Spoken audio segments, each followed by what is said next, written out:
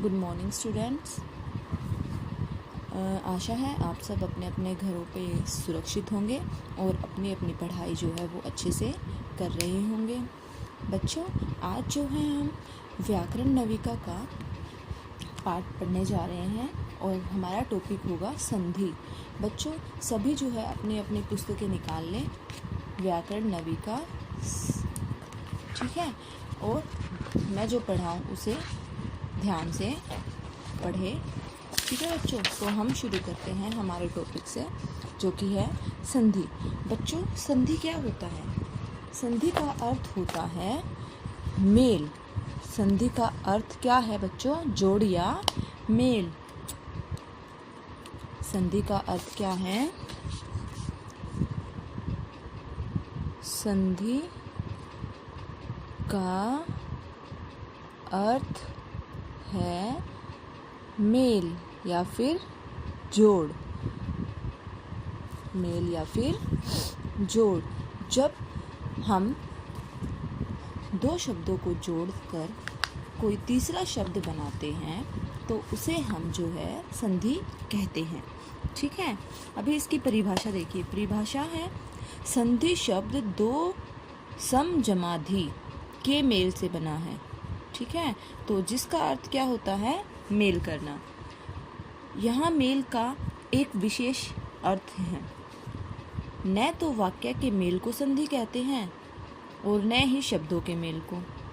मतलब ना वाक्य के मेल को मिलान को संधि कहेंगे और ना ही शब्द के मिलान को संधि कहेंगे। अक्षरों के मेल को भी संयोग कहते हैं। जब दो अक्षर मिलकर तीसरे अक्षर में बदल जाते हैं तब उसी विकार या परिवर्तन को हम क्या कहते हैं? संधि कहते हैं। संक्षेप में इसका अर्थ हो गया, दो अक्षरों के मेल से तीसरा अक्षर बनना क्या कहलाता है? हमारा संधि कहलाता है। तो संधि की परिभाषा क्या हो गई बच्चों? संधि की परिभाषा हो गई, संधि शब्द का अर्थ है मेल।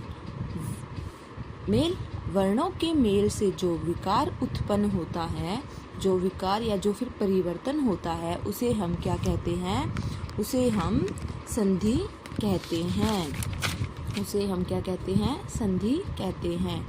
अभी बच्चों आप देखिए संधि कैसे बनती है।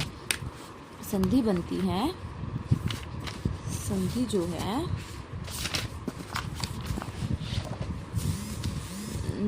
ये बनती है, प्रथम शब्द का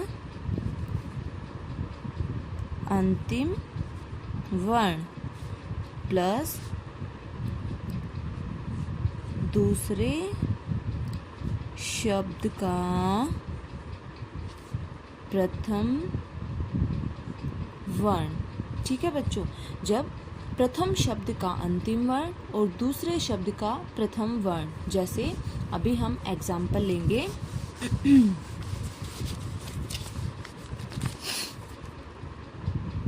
हिम जमा आल्या। अब प्रथम शब्द ये हुआ और द्वितीय शब्द ये हुआ। ये हो गया हमारा प्रथम शब्द, ये हो गया हमारा द्वितीय शब्द। अब प्रथम शब्द का कौन सा वर्ण? अंतिम वर्ण क्या है हमारा? म में किसका स्वर आ रहा है? जो स्वर होते हैं बच्चों वो हमें पता है वो अपने आप में पूर्ण होते हैं, पर जो व्यंजन होते हैं उनको बोलने के लिए हमें स्वरों की आवश्यकता होती है। तो अब म जो है व्यंजन है और उसमें स्वर किसका आ रहा है? अ का। अ जमा, और इसका प्रथम शब्द क्या है? आ है, और इसका अंतिम है म। अ जमा आ। लघु आ और दीर्घ आ मिलकर क्या बन गया? दीर्घ आ बन गया, ठीक है। तो ये क्या बन जाएगा? इसका जब हम संधि करेंगे तो ये बन जाएगा हिमालय, ठीक है बच्चों। ये क्या बन गया? हिमालय। जब इसे हम बोलते हैं बच्चों, ये हमारा होता है संधि। और जब हम इसे ऐसे अलग अलग करके लिखते हैं, जैसे हिम जमा आल्य, तो हमारा ये कहलाता है संधि विच्छेद, ठीक है। ये क्या कहलाता है? हमारा संधि विच्छेद कहलाता है। अभी जो है हम इसके और उदाहरण देखते हैं, संधि के और उदाहरण देखते हैं। जैसे हमने ले लिया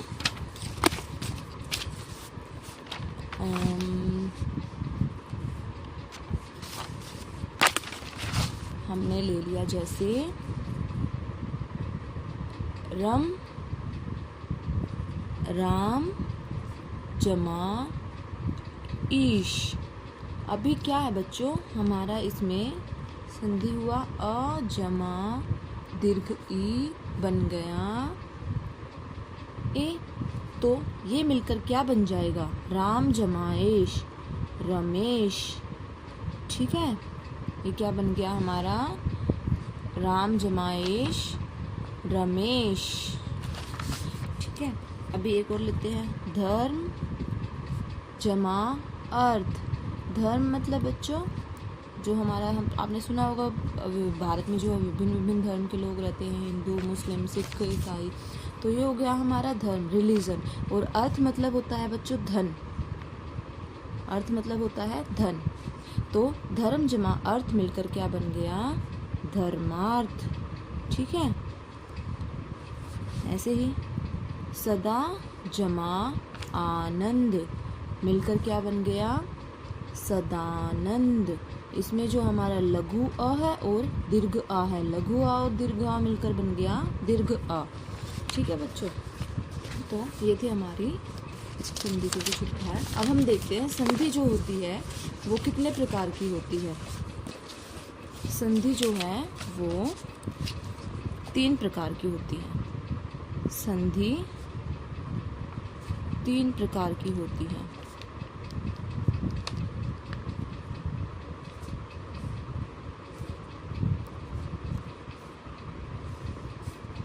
संधि जो है 3 प्रकार की होती है।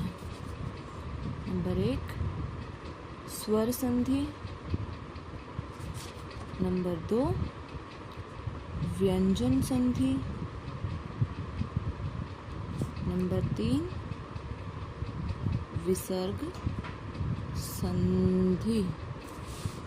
3 हो गई हमारी विसर्ग संधि। ठीक है, स्वर संधि, व्यंजन संधि और विसर्ग संधि। तो स्वर संधि में बच्चों जैसे नाम से ही पता चल रहा है, जो स्वरों के मेल से बने वो होती है हमारी स्वर संधि, और जो व्यंजन के मेल से बने वो व्यंजन संधि और विसर्ग संधि। ठीक है, अभी हम इनका जो है विस्तार से अध्ययन करेंगे। तो पहले हम शुरू करते हैं स्वर संधि से। ठीक है, स्वर संधि की पहले परिभाषा देखते हैं। स्वर संधि की परिभाषा है, जब 2 स्वर आपस में मिलते हैं तो उनमें जो परिवर्तन होता है उसे हम स्वर संधि कहते हैं। जैसे विद्या जमा आल्य, हिम जमा आल्य। बच्चों इनमें देखेंगे हम विद्या, विद्या जमा आल्या, ये जो है बच्चों आ दीर्घ आ है, जमा ये भी दीर्घ आ है। दीर्घ आ और दीर्घ आ मिलकर बनते हैं दीर्घ आ, तो ये बन गए, ये भी स्वर हुआ, ये भी स्वर हुआ, ये दोनों मिलकर क्या बन गए, विद्यालय। ठीक है, ये दोनों मिलकर बन गए विद्यालय।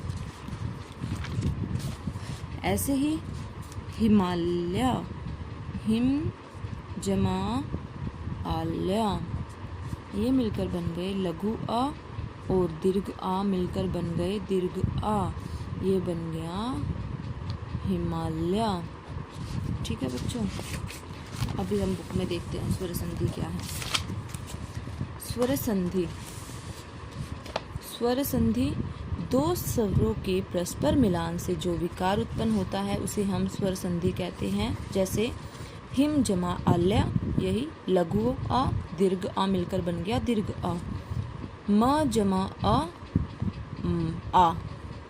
जमा आ, म जमा आ क्या बन गया माँ, मतलब ये दिखा रखा माँ में आ का साउंड है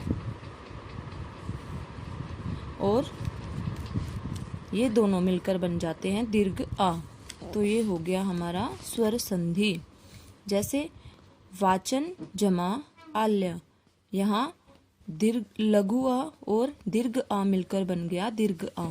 यहाँ वाचन के शब्द में अ स्वर है और आल्य के आरंभ में आ स्वर है।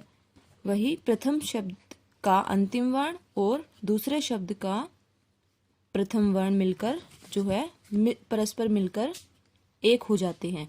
जब अ और आ मेल हुआ तो आ लुप्त हो गया और आ की मात्रा का रूप ले लिया, जिससे ना वाचनालय शब्द बन गया। ठीक है कि जैसे जब ए जो है और जो आ है वो दोनों मिले तो एक ए लुप्त हो गया, एक ए को हमने हटा दिया और वो पूरा मिलकर क्या बन गया, आ की मात्रा बन गया। जैसे हिमालय, हिमालय में जो ये आ की मात्रा है, ये लघु ए और दीर्घ आ मिलकर ये आ की मात्रा एक हो गए। तो ये ऐसे हमारा जो बन गया हिमालय। ठीक है बच्चों, अभी हम देखते हैं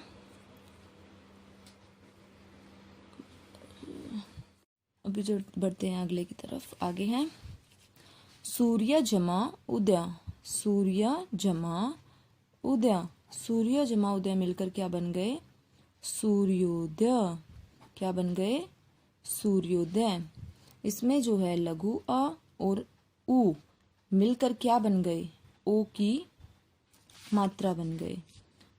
अ और उ मिलकर ओ की मात्रा बन गए। तो ये हो गया हमारा सूर्योदय। अ जमा उ। ऐसे ही बच्चों जो सदा जमा एव है उसमें हम देखेंगे अ जमा ए की मात्रा मिलकर क्या बन जाते हैं, अ जमा ए की मात्रा बनकर मिलकर बन जाते हैं ए। क्या बन गए, ए। इससे हमारा ये हो जाएगा सदैव। ठीक है। गिरीश, गिरी जमा इश, ये है छोटी ई दीर्घ लघु ई और दीर्घ ई, लघु ई और दीर्घ ई मिलकर बन गए दीर्घ ई। तो ये हमारा क्या हो गया, गिरीश। ठीक है बच्चों, ये हमारा हो गया गिरीश।